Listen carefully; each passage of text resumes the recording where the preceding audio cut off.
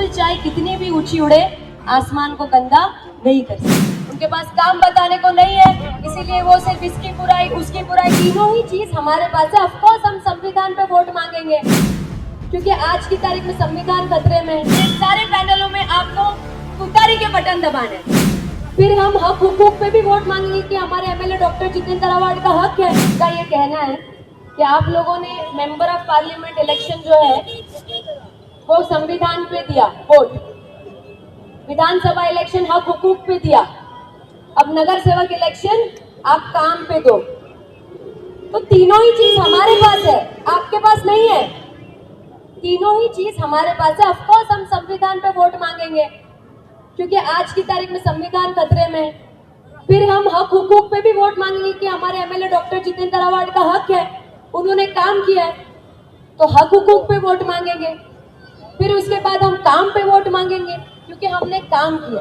यहाँ पर बैठा कोई भी शख्स ये नहीं कह सकता कि पिछले 15 सालों में मुमरा में काम नहीं हुआ है। आज हमको इलेक्शन में जो पूरा अपोजिशन है वो उनके काम गिनाने के बदले हमारी खामियां गिना रहा है, सिर्फ हमारी खामियां।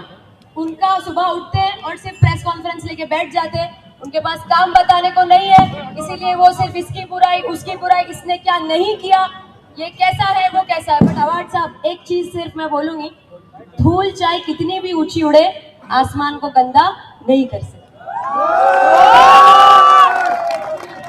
तो बस हमारी निशानी पूरे मुमरा कौसा में, पूरे मुमरा, एक चीज वापस से मैं आप लोगों को बता दूं, ये गुमराह करने की बातें हो रही है जो बदलाव बदलाव बदलाव, ये चाहते हैं पार्टी बदलो, क्योंकि जो उनके पास है वो पहले अवार्ड साहब के मार्गदर्शन में काम करते थे।